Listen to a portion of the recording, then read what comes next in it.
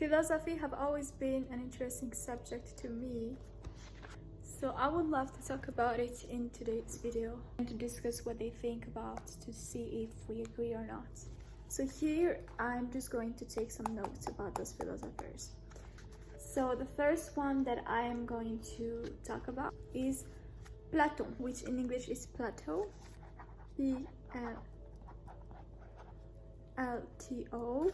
He was born in Athena in Greece, so it's like kind of allegory of the cave, and it's really interesting. So for Plato, everything that we see is only shadow of the real thing. For example, if I see light, it is not the real light, but real light comes from somewhere, you know what I mean? But what I see is not the real light itself. And it's the same for beauty. Like when I say to someone you're beautiful, I'm saying that she got this beauty characteristic, but she's not the beauty itself. So where is the source? Where does the beauty come from? You know, that's the question. Where does the source of things, the essence, really come from?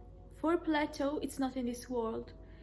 Some people will say from God, some people will say from the universe, some people will say that it's still a mystery, and some people will not even believe in that. Some people will be like, everything we see, it's real. Why should it be just a shadow of another thing? Some people don't believe in it. So yeah, basically it's for Plato, like the real thing, let's say it's here, but we only see the shadow of those things. For example, we are here. That's funny. Anyways, we are here and we see the shadows, but the real thing is here. It's very interesting. So what do you think? What do you believe? For Plato, if we make the effort, we might get close to that. If we open our minds and if we accept the fact that what we see is not real, and we want to get close to the source, we want to get close to the first, you know, the first source where everything comes from. Okay, so it's for beauty, it's for everything, lights, like every single thing that you see, it's an illusion, it's a little representation of the truth for Plato, which is really interesting, by the way. I believe that it has some truth, because I believe that the truth and the reality is not necessarily in what we see. I believe there is something bigger than us that we might not comprehend, but that exists. To me, what we see, I got this feeling that there's something that we don't really know, but you know, like it's hard for me to accept the fact that what we see, it's 100% real, because everything is so complex. Everything it's never the way it appears to be, you know what I mean? So I might say that I agree with Plato on this one. Yeah, what about you? Another philosopher that I like is Spinoza. I don't know how we say it in English. Spinoza, maybe, I don't know. In French it's Spinoza.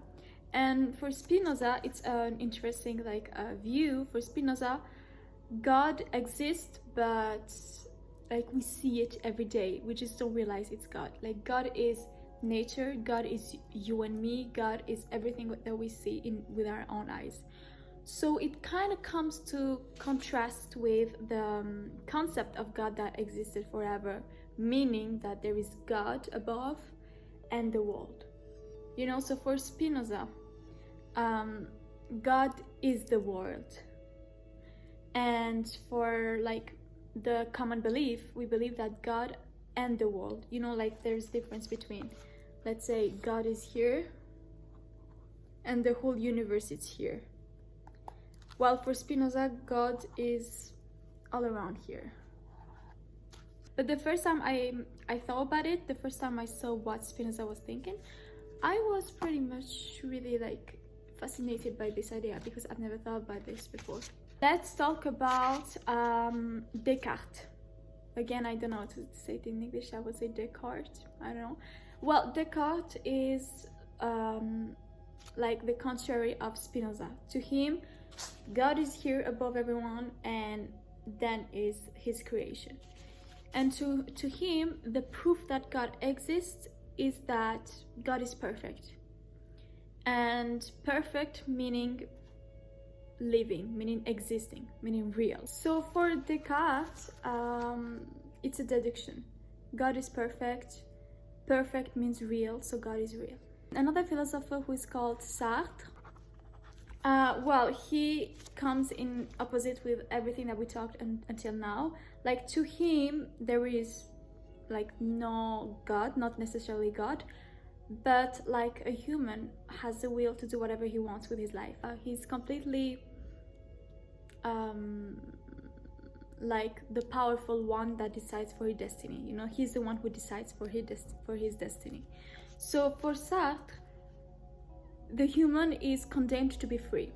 That's an interesting quote, but to him, like, we are designed to be free, and that is a punishment in a way, because a human is very confused and he tends to be unsure of things, and to not know what he wants. You know, sometimes it happens that it's human to be confused and to feel lost, and that is a punishment, because he will still like have to decide for his destiny.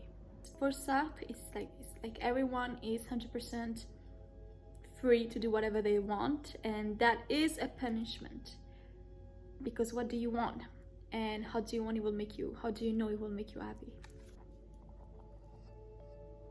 So another philosopher that kind of contrasts with the first ones I've talked about is Nietzsche.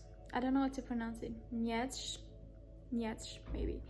And for him, like, he thinks that there is no need to always be in search for the truth. It comes in contrast with Plato, because for Plato, in order to be closer to the source, you have to search for the truth. Well, for him, for Nietzsche, you don't need to be always in search for the truth. Like, you have to enjoy the present moment, to not think about...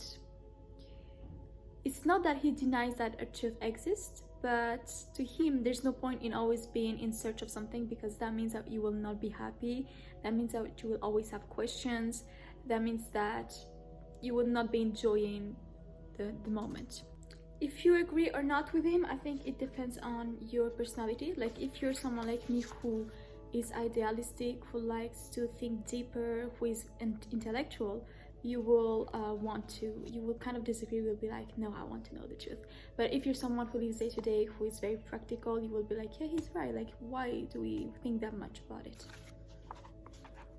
Okay, so it's already the end. It was just a quick video about the resume of some interesting philosopher. I hope you liked it. I really love talking about this subject, and I hope you appreciate it. Thank you very much for watching. Bye.